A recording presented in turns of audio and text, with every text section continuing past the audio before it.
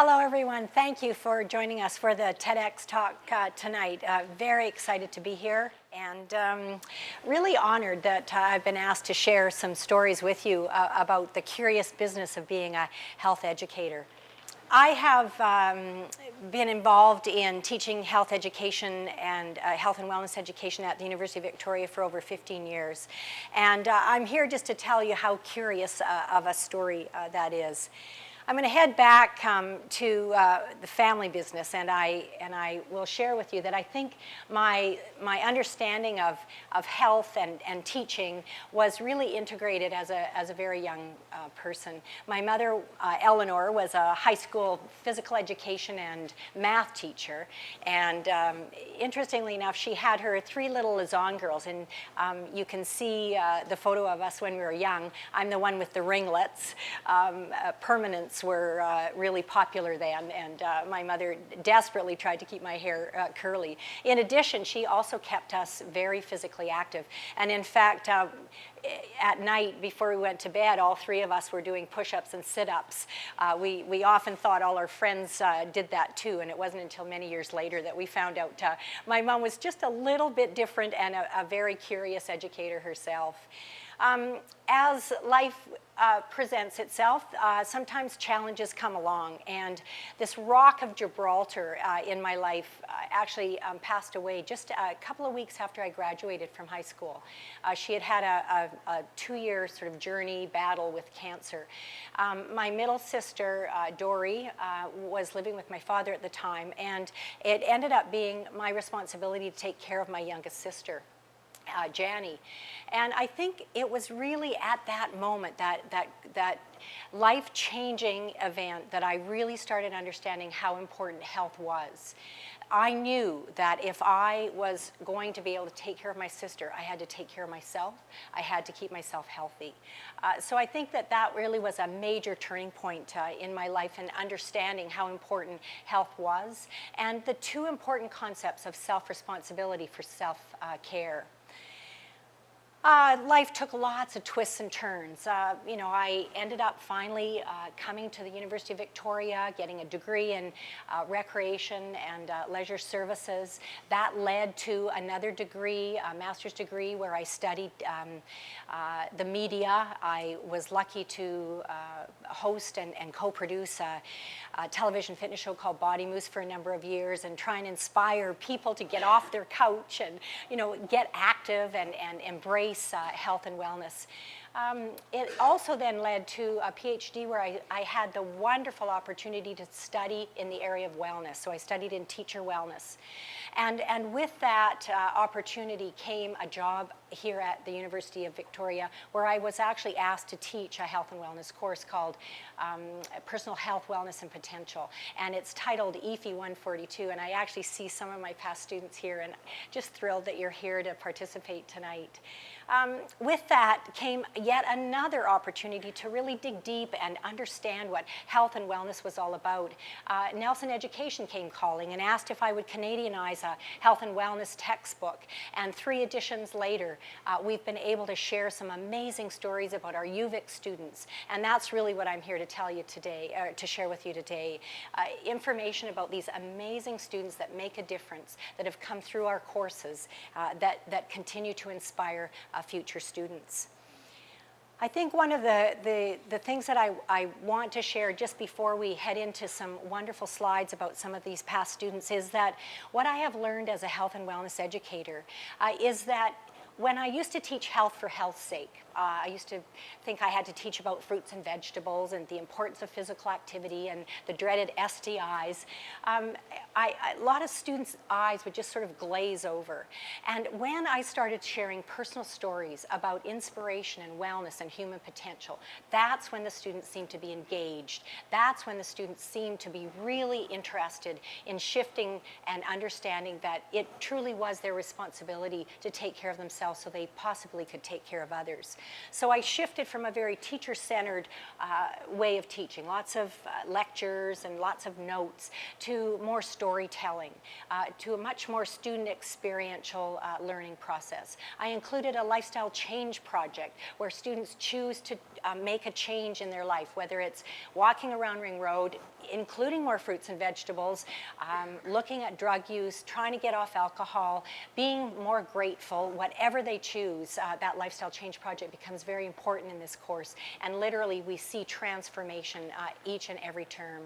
I also really started to understand that as an instructor, while I was the official instructor, I was truly a learner, and every single term that I teach this wonderful course, Personal Health, Wellness, and Potential, every term I become a learner as well. So let's go into a couple of stories that I think you'll really enjoy.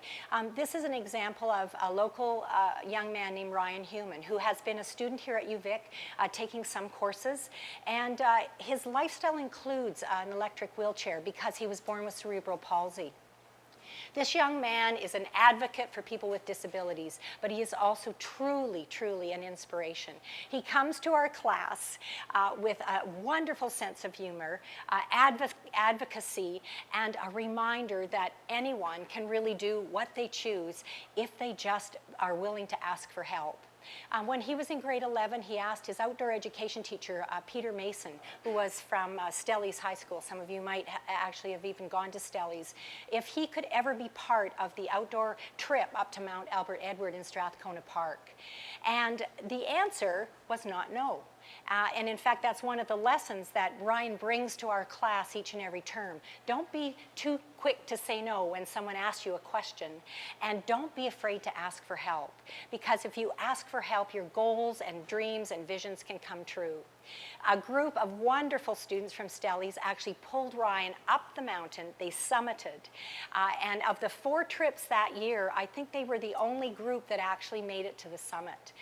So his lesson of not being afraid to ask for help is a really powerful statement in our class. And many students start recognizing that to reach their dreams and visions, it is okay to call home. It is okay to ask for help. And it is okay to have mentors and guides. Another past student of mine, Erin Pierce, just got married past summer. Her maiden name is Van Wildenberg. If you ever want to Google her, you'll get just so many wonderful stories about her if you do some research on your own. This was a young woman who took this course and felt that something was missing in her life. She was a nationally ranked junior triathlete. She was having sponsorship and lots of accolades, but we had lots of really deep philosophical conversations about how she wanted to help others but didn't quite know how to do that. And it truly was an offhand comment to her one day, suggesting that maybe she use her amazing skill as a runner and as an athlete and find a way to help others. It's led to so many wonderful stories. She ended up in Africa after this course for 4 months working in an orphanage for disabled kids. She came back wanting to make a difference, and she got busy in making a plan on how she could actually run across Africa. This is a young woman who is now in her late 20s, but she actually went with 2 friends of hers, her sister, her brother-in-law, and a team of people, and they ran a marathon a day for 4 months. They earned just hundreds of thousands of dollars, and they now support 4 major education programs in Africa for young people. So it just goes to show you that sometimes it just takes that a deep conversation or a different way of thinking to make such a difference in the world. Rob Dyke, what can I say about Rob Dyke? He is crazy. He is just this most amazing student that came my way. He was a nationally ranked triathlete, in fact, internationally ranked triathlete, dealt with a major bike accident and had to really dig deep to learn how he could come back and make a difference and find his way again. He, against all odds, he ended up being a triathlete again, even though every doctor that he saw said he would never run again, he would never bike again, he would never swim again. Say no to Rob, and he says, just say yes.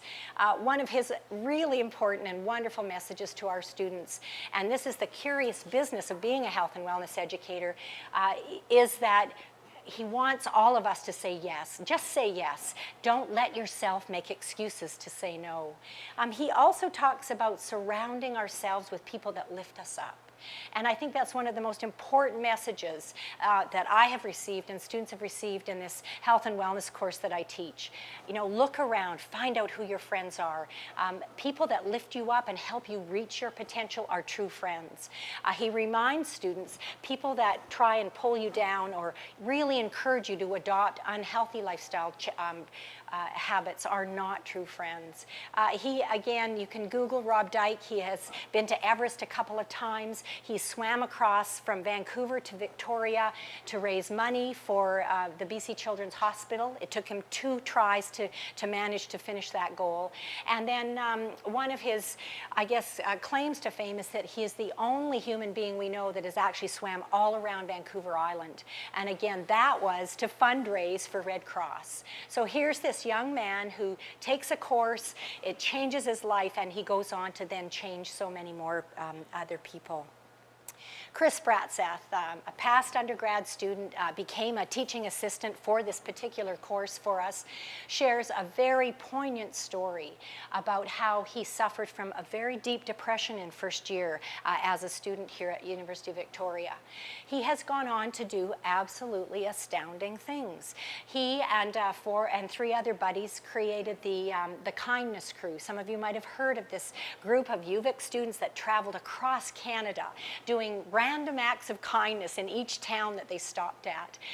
They got their idea from the Pay It Forward book and actually met the author in Toronto, and she helped them do some kindness acts in Toronto. Chris has gone on to write now 2 books with these friends of his, and when he presents in our class, he reminds students that first and second year at university can be really tough, but there are ways to get around that. And what he recommends is that we think outside ourselves, that we reach out and help others. And his really quote or theme that he presents for us is kindness leaves us with a feeling of peace and purpose. Another really amazing legacy is that with the work that Chris was doing and presenting in our class, he happened to present to a current student, and his name was Sam Wade. And he yet again is another UVic graduate who took this little sort of personal health, wellness, and potential course. And again, this is the curiosity of health and wellness education. It never ends. The legacies just keep on going. He was so moved by Chris's story because Sam also suffered from a depression in first year and really struggled to make it through. And it was, as he, in his words, he says, taking this health and wellness course and the mentorship from one of his first-year psychology instructors that helped him get back on track. He finished the course and went on to convince a couple of his psych buddies to start something called SAC, Simple Acts of Charitable Kindness. And these students went out once a month to do something good for other people. When his grandfather was diagnosed with prostate cancer, he got the same group of guys to travel all across Canada by bike called Peddlers for Prostate, and they earned thousands of dollars for prostate cancer research. Came home, finished his degree in psychology, and last year cycled from Vancouver all the way to Mexico to raise money for Easter Seals. And he called his trip Easter Seals on Wheels. And he works with kids at Easter Seals Camp. So again, you see where the legacy of health and wellness education just continues. Simon Ibell just won our Faculty of Education Distinguished Alumni Award. Simon has to deal with a condition called mucopolysaccharidosis. It's an enzyme deficiency condition. He is just an unbelievable human being, again a past student, comes to our class when he is now in Victoria off and on to share his passion for reaching out to others others, advocating for disabilities. He's started a foundation now called I Believe. He's funding research now for hoping to find a cure for MPS. And he has done just amazing things. He's biked down Vancouver Island. He started a brand new Be Fair to Rare campaign that just happened this last February on the 29th. And again, the legacy that he has left, he inspired one of our other teaching assistants, Tasha, so much so, she has used her amazing photography skills to now start helping Simon, made this poster, got some information on a website across Canada, and headed up a major website campaign. So again, stories like this, past students of mine, I just sit in awe of them. The curious business is I'm not even a teacher, I've just become a storyteller. I'm going to leave you with the last sort of inspirational group that happens for me in every single term. Part of the criteria of this course, evaluation criteria of this course, is students have to get into small groups and do something nice for the community. It's just a one-off. It includes beach cleanups. It includes, working for the Red Cross and giving blood. Some of the students are really nice to their neighbors and go get groceries. This particular group, and thanks for coming today, by the way. This group is represented right here in this audience. This particular group decided to work for a local agency called Mustard Seed, and they went to the big warehouse and they stocked boxes, and they learned about the agency.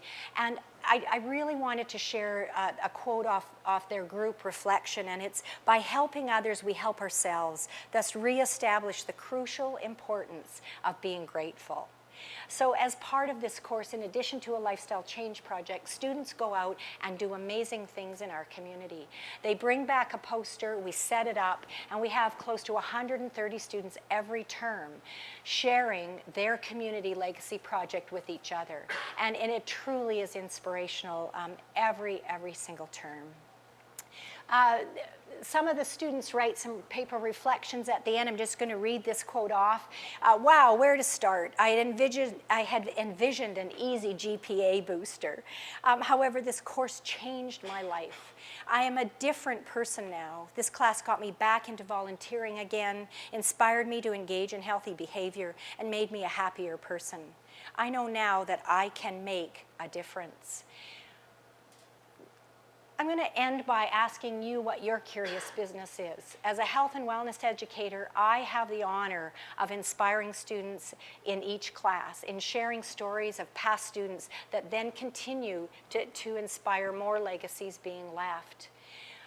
It is an amazing job. I can hardly believe that I have the honor to do that. I hope to stay here a lot longer and continue with this course.